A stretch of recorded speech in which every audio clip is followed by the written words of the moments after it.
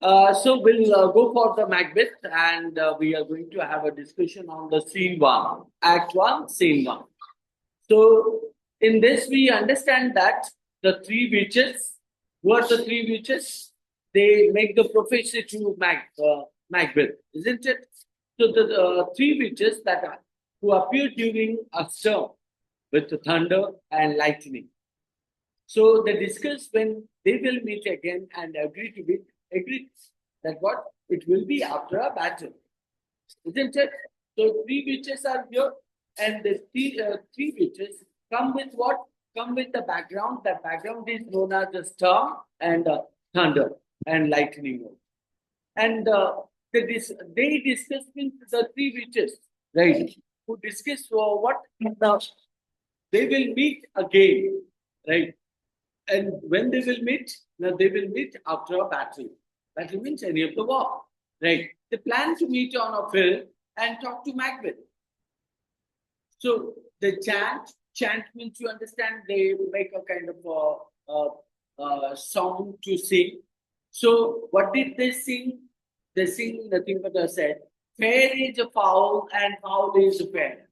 Fair is foul and foul is fair. What do you mean by that? Now, it means that things that seem good may actually be bad and vice versa. Things that seem good at the same time it may be bad. And vice versa means at the same time things that seem bad may result good. Isn't it? So that's what who said? Those of the witches, three witches. So that is what nothing but the Act 1, which has been told to you. In scene 2, what happened? King Duncan, right, along with his sons and nobles, along with his sons and nobles, right? Whose sons and whose nobles? Duncan. Who is Duncan? Duncan is the king, right? So, who meets a bleeding soldier? So, what do we find out here? We find out that the King Duncan, along with his sons and nobles, meets a bleeding soldier. A bleeding soldier means what? That's something called as somebody who is injured, right? So the soldier tells them about the recent battle. So who tells whom? Now the soldier who was in a bleeding, right? So he tells to the King Duncan that there will be a recent battle, right? About the recent battle, and he says that the rebel he says that the rebel Macdonald. So who is Macdonald? No, the Macdonald is none other than the enemy, right? So with the help from soldiers from the Western Isles, with help from whom? Soldiers from the Western Isles. So what do you mean by Western Isles? Western Isles means Western Island, right? So try to defeat them. Try to defeat whom? Duncan's soldier, right?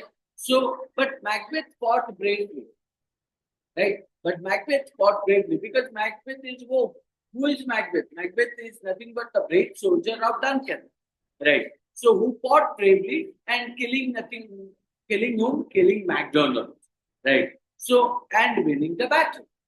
So, Duncan praises Macbeth's courage, right? Because Macbeth did something extraordinary. So, that's why Duncan praises Macbeth's courage.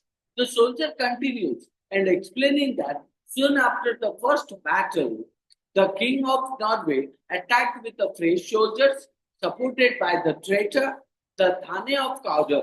Now, you find out another one who is called as means he told that how Macbeth defeated the enemy and won the battle. At the same time, he continued by saying that what the soldier continues and explaining that what soon after the first battle, the king of Norway, right? The king of Norway attacked with the French soldiers. So the king of Norway came with the new soldiers. Norway king came with the new soldiers, and what did he do? Now, supported by the traitor. What do you mean by traitor? What do you mean by traitor? The meaning of traitor is somebody who is a disloyal, somebody who belongs to your group, but they are nothing but the friend to the enemy, right? So they are known as a traitor, right? So supported by the traitor, the Thane of Cawdor. So in that case, the king of Norway attacked the Thane of Cawdor, right, with the soldier, with the traitor, right. So, however, Macbeth and Banquo. Who is Banquo? Banquo is the good friend of Macbeth, right. So Macbeth and Banquo, they fought fearlessly, right. They fought fearlessly and defeating whom? Defeating the Norway army, right. Because who attacked? Norway attacked, isn't it? Norway attacked to whom? Norway attacked to the king of Thane, isn't it? So therefore, so what happened? Macbeth fought bravely, and finally, what did he do? He defeated Norway's army, right? So as a result, Duncan decides to do what? Duncan decides to execute the Thane of Cawdor for treason and give his title to Macbeth. Am I clear? Now, what you find out here, we find out that the introduction that came in the first scene, that the three witches who made the prophecy are called as they would meet again. Second scene, scene 2, where we talk about nothing but how the bleeding soldier went to the King Duncan and stated about that how they were attacked, right, in the recent battle, and Macbeth able to fought bravely and finally won the battle. So he also said or continued by saying that what means how the king of Norway attacked the French soldiers to whom means the Thane of Cawdor. Now the Thane of Cawdor was nothing but a what was a traitor. Traitor means what is somebody who is a disloyal, right? In that case, what happened? But Macbeth and Banquo both fought fearlessly, and finally they defeated Norway army, right? So, and when Duncan came to know about it, what did Duncan do? Duncan made Macbeth as the whom means as the you can say that general to that particular place called as the Thane of Cawdor, right? Duncan decides to execute the Thane of Cawdor for treason and give his title. His title means what? The title given to somebody else before, right, was given to Macbeth, right? So Macbeth was given the charge of what? Given the charge of the Thane of Cawdor. Got my point? Now, after that, you would find out what?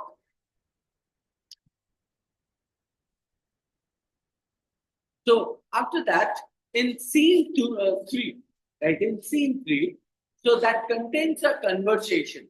Conversation between whom? The conversation between the three witches, and the latter between Macbeth and Banquo, right? So you would find out scene 3 is the very important one. Why? Because scene 3 indicates that how Macbeth and Banquo fought fearlessly and returned. At the same time, the three witches in the jungle, so they were doing nothing but the conversation, right? And at the same time, Macbeth and Banquo returned. So the witches are wed sisters. Witches, we understand that the three witches or wed sister, they cast spells. What do you mean by casting spells? The meaning of casting spells is called as the charm, and they speak cryptic prophecies. And cryptic prophecies means what? They made a kind of some kind of a future prediction, right? So, what are the prophecies they made? The witches' prophecies are nothing but the first witch who tells of tormenting or seller. The first witch tells her nothing but a tormenting a seller, illustrating the witch's malicious power, right? So malicious powers means what? That called as a harmful powers, right? So the first witch who tells of tormenting a seller or showing the kind of anger to a seller and describing the witches nothing but a malicious power, right? Malicious means something which is nothing but a harmful power, right? The witches predict that what? Macbeth's future. The witches predicts what? The Macbeth's future and bringing him as the Thane of Glamis, Thane of Glamis, Thane of Cawdor, and the future king. So he the witches here make the prophecy. Prophecy means prediction that what Macbeth becomes the the Thane of Glamis first. Second is the Thane of Cawdor, because he fought the what? He fought the battle and he won it, right, with Banquo. So that's why means the King Duncan decided to give that title, the Thane of Cawdor, to whom? To Macbeth. So that is why one of the prophecy of which got true, isn't it? So that's why, and the witches also said that what now after the Thane of Glamis, after the Thane of Cawdor, now Macbeth becomes the king of that place, isn't it? So and he becomes the future king. Now Banquo is also given a prophecy. So like Macbeth got the prophecy, Banquo also got the prophecy. Why? Because both of the friends came together after finishing the battle. So though he will not be king, his descendants will inherit the throne. Right? Now what happened here? Now you got Macbeth's prophecy was he became the king. Right? Now Banquo's prophecy is what? He would not become the king, but his descendants. What do you mean by descendants? His sons, right? His sons become the next king. It means what? It means Macbeth's sons will not become the king. It will be the Banquo's son will become the king, right? Or it may occur that means Banquo's son will kill Macbeth and they become the king, right?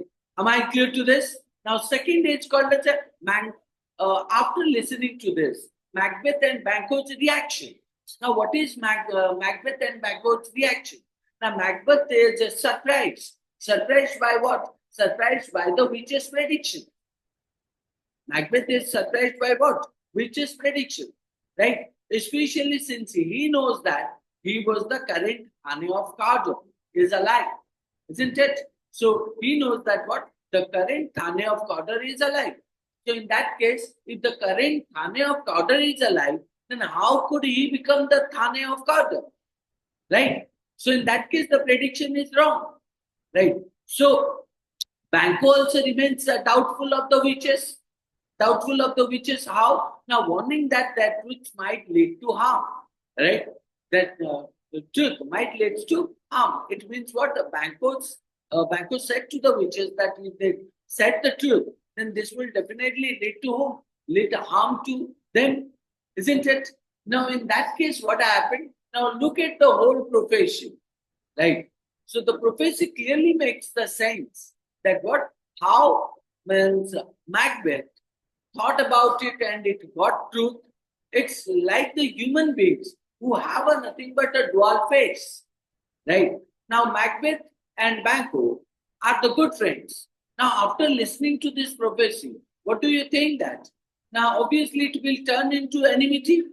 Why it will turn into enmity? Because Macbeth would think that means how come Banquo's son will become the king, right? And it may also occur that Macbeth, if he did not have that dream of becoming king, but after listening to this prophecy, he wanted to become the king, isn't it? So therefore, means the themes and motives here pointing out what? Fate and free will. What do you mean by fate and free will? It indicates that the prophecy or the prediction that raised the question. What does it raise? The fate and free will, or the prophecy that raised the question of whether Macbeth's action will be driven by fate or his own choices. Isn't it? Now, let's say that what? If you consider that, okay, this is my destiny, this is my luck, this is my fate, and you stop working, it means what? Will you get the food? Will you find out anybody will come with the food and to give you? No, you need to do work, right? It all depend upon your choice. So your fate is depend upon your luck. Your fate is depend upon your means action or choices, isn't it? Now, in that case, if you talk about that the prophecy, so that to create the question whether means Macbeth's action will be driven by fate or driven by his own choice. right? So second is called as the ambition and guilt. When we talk about ambition and guilt, Macbeth immediately contemplates the possibility of becoming king, right? So contemplates the possibility of becoming king means he would definitely think that he would be the king, right? And his thoughts turn to murder who? Thoughts to turn murder to Duncan, right?